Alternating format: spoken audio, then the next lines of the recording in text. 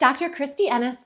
Pelvic floor strength is very important in our lives to help support our core, for continence, even for sex. But Kegels can be really hard to do. So I'm going to show you 3 exercises today that will hopefully make it a little bit more simple for you.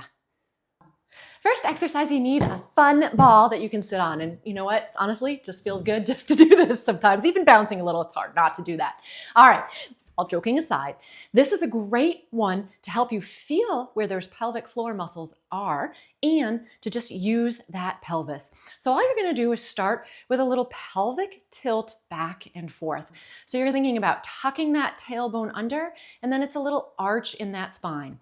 So you're careful that you're not using your whole body to do this. Really think about just using that pelvis. This actually will help to start activate those muscles a little bit. But the great thing about the ball too, besides its ease in helping you move, is that if you do try to add a little bit of a Kegel in, right, which is just thinking about pulling up and in, like you have a marble that you're trying to pull up and in, you'll feel that against the ball.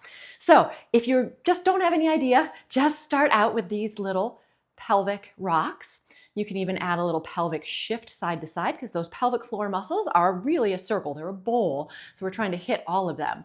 And you can even end up doing like a little hula hoop. How can you not have fun with this too, right? So again, that's where you want to start. You can try to add that Kegel in. Like I said, you'll feel it right against the ball. You should feel something move kind of up.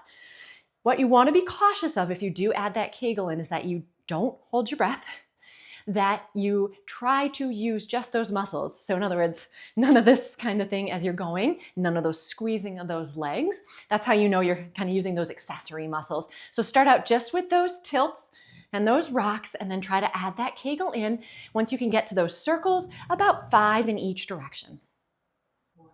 Next one on the ground, or if it's hard to get it on the ground, you can totally do this in bed, is your classic yoga one, a cat-cow. Notice the way I have my feet, I've got my toes like this. Believe it or not, actually stretching in through here, that same nerve is connected to the pelvic floor, so you can actually get almost a little bit of a stretch into the pelvic floor at the same time. Kind of cool. So you're gonna start by squeezing those shoulder blades together, arching that spine, lifting that head. You can see how this is kind of that pelvic movement again. And then go ahead, round away, tuck that tailbone under. A little snap, crackle, pop for me today too. So again, even just doing this without trying to do the Kegel is going to start to activate some of that pelvic floor a little bit and some of those deeper abdominal muscles. But again, you'll get more benefit if you do try to do that Kegel with it. And actually, this position is sometimes easier than sitting and or standing.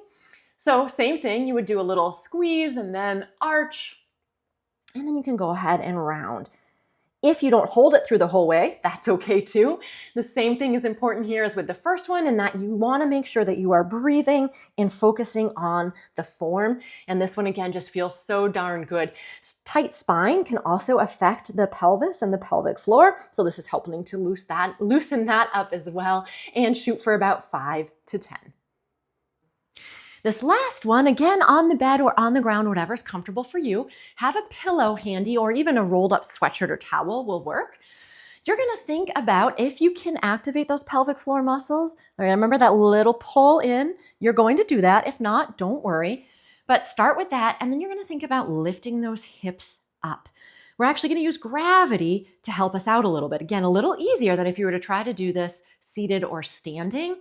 I love this one, especially if you have any type of prolapse, because again, we're using gravity to try to help pull things back in. But even without doing that Kegel, you will activate those pelvic floor muscles a little bit.